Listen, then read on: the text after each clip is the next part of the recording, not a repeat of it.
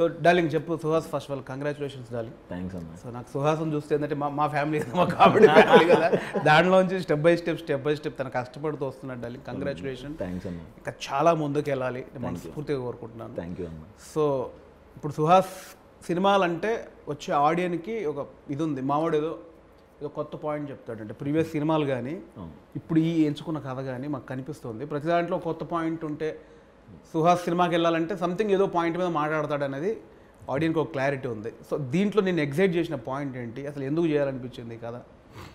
చెప్పిన వెంటనే ఆవిడ చెప్పినట్టు ఇన్స్టెంట్ రియాక్షన్ అన్న. ఆయన నరేషన్ చెప్పడం స్టార్ట్ చేసిన 10-15 minutes నుంచి నేను నవ్వుతానే ఉన్నాను. నవ్వుతాను, నవ్వి ఎప్పుడు చేద్దాం అని ఇమీడియట్గా ఎగ్జైట్మెంట్ వచ్చేసింది అన్న. తొందరగా ఈ సినిమా చేసి ఏమేమైతే డిస్కస్ చేసాం ఈ సినిమాలో అవన్నీ తొందరగా ఆడియన్స్కి చూపించాలి అని అనిపించింది అన్న. అంటే ఆ మిడిల్ క్లాస్ ఎమోషన్ కానీ, ఫాదర్కి సన్కి మధ్యన ఉన్న రిలేషన్ కానీ, అండ్ వైఫ్ క్యారెక్టర్ నేను బాగా పర్సనల్గా బాగా కనెక్ట్ అయ్యాను. చాలా మంచి సీన్స్ ఉంటాయి నాకు వైఫ్కి సంకీర్తన తనతో. అండ్ కోర్ట్ ఎపిసోడ్ చాలా హిలేరియస్గా ఉంటుంది అన్న. Rajendra Prasad sir court episode ఆ ఇష్యూ సీరియస్గా ఉండదు. అంటే దీనిలో ఒక ట్రైలర్లో నాకు అబ్జర్వ్ చేసిందంటే ఒక థింగ్ మీద ఏదైతే కండోమ్ మీద కేసు వేయొచ్చు అనే ఒక పాయింట్ నాకు కనిపించింది. అదేనా? అవును సార్. దాని మీద డిస్కస్ జరుగుతుంది. అది సీరియస్గా ఉండబోతుందా, కామెడీగా ఉండబోతుందా? రిలవెంట్గా ఉంటుందని చెప్పచ్చు సార్. వెరీ హిలేరియస్గానే చెప్తూ ఈ ఇష్యూకు సంబంధించిన ఎన్ని ఎమోషన్స్ తగిలితే ప్రతి ఎమోషన్ టచ్ అవుతుందండి.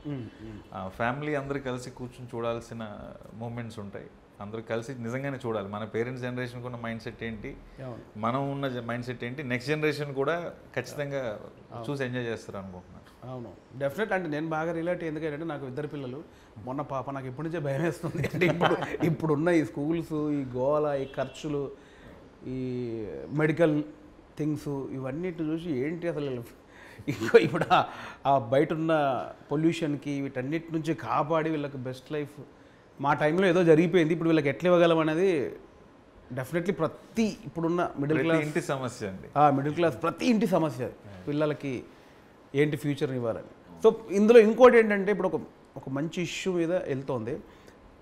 చాలా మిడిల్ క్లాస్లో ఉండే ఒక బామ్మ, తండ్రి కొడుకులకు మధ్యలో ఉండే గొడవ, కొడుకుని వెనకేసుకొచ్చే తల్లి, ఆ చిన్న చిన్న ఇళ్ళల్లో మిడిల్ క్లాస్ హస్బెండ్ భార్యకు మధ్యలో ఉన్న రొమాన్స్, ఇవన్నీ ఎట్లా డిజైన్ చేశారు మీరు? అంటే మీకు లైఫ్ ఎక్స్పీరియన్స్లో ఉన్నాయా లేక అంటే ప్యూర్గా కనిపిస్తుంది ఒక బామ్మ ఒక నాన్న వాళ్ళిద్దరి మధ్యలో టామ్ అండ్ జెర్రీ గొడవలు? మనం చూసినవే సార్. మనకి అందరికీ మనం అందరం కామన్ సమ్మర్ వెకేషన్కి అంటే నాయనమ్మ ఇంటికో అమ్మమ్మ ఇంటికో వెళ్ళేవాళ్ళం.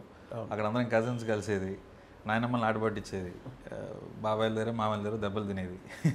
సో ఈ ఎమోషన్సే అన్నీ చూస్తున్నాం కాబట్టి మోస్ట్లీ అదే రాశాను. కొత్తగా క్రియేట్ చేసింది అని అయితే నేను అనుకోను సార్. మనం చూసినవే మన పక్కింట్లో జరుగుతున్నట్టుగానే డీల్ చేశాను సార్. సో ఎట్లా ఎంజాయ్ చేశారంటే కాస్టింగ్ అయితే చాలా చాలా బాగుంది. ఫస్ట్ ఆఫ్ ఆల్ గోకరాజ్ గారు ఫాదర్గా ఆ కెమిస్ట్రీ భలే వర్కౌట్ అయిందని కనిపిస్తోంది. బామ్మ ట్రాక్ సాలిడ్గా కనిపిస్తోంది. అండ్ కిషోర్, వెన్నెల కిషోర్ సాలిడ్గా టైమింగ్ తెలిసిపోతుంది. ఎట్లా ఎంజాయ్ చేశారు మీరు అసలు? అంటే ఇప్పుడు అదే ఫస్ట్ డైరెక్టర్గా ఇప్పుడు కిషోర్ ఉన్నాడు, చాలా పెద్ద సూపర్ స్టార్ యాక్టర్ ఆయన. గోకరాజ్ గారు పెద్ద యాక్టరు, రాజేంద్ర ప్రసాద్ గారు, మురళీ శర్మ గారు, వీళ్ళందరూ ఎట్లా డీల్ చేసావు బ్రో అదే డెబ్యూ డైరెక్టర్గా పెద్ద ఫస్ట్ అసలు దానికంటే ఒక్క స్టెప్ ముందు వెళ్తే నేను ఏ క్యారెక్టర్కి ఏ యాక్టర్ కావాలనుకున్నానో మా ప్రొడ్యూసర్స్ మన హర్షిత్ గారు కానీ మా రాజు గారు కానీ ఎవరు కావాలంటే వాళ్ళని ఇచ్చారండి. పలానా వాళ్ళు కావాలి అంటే ఇంక డిస్కషన్ లేదు, వాళ్ళనే ఇచ్చారు.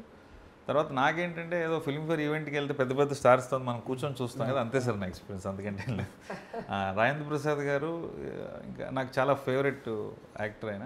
నేను చాలా తక్కువ సినిమాలు చూసినా ఆయన సినిమాలు ఎక్కువ జంధ్యాల గారి కాంబినేషన్ చూశాను. సో ఆయన ఏంటంటే ఒక బుక్ లాగా పలానా ఎక్స్ప్రెషన్ కావాలా ఈ పేపర్లో తీసుకో, ఇది కావాలా ఇది పేపర్లో తీసుకో ఆ టైపు. కిషోర్ గారు అయితే మనం ఒక సీన్ను ఇది అని చెప్తే దాన్ని ఇంప్రూవైజ్ చేసి ఇంకా బెటర్ చేసేవారు. కిషోర్ గారు ప్రభాస్ గారి కాంబినేషన్ అయితే అవుట్ స్టాండింగ్గా వర్కౌట్ అయింది, అవుతుంది అని నమ్ముతున్నాను సార్. మురళీ శర్మ గారు ప్రెసెన్స్ ఎక్స్ట్రాడినరీగా వచ్చింది. నాకైతే ప్రతి ఆర్టిస్ట్ ప్రతి టెక్నీషియన్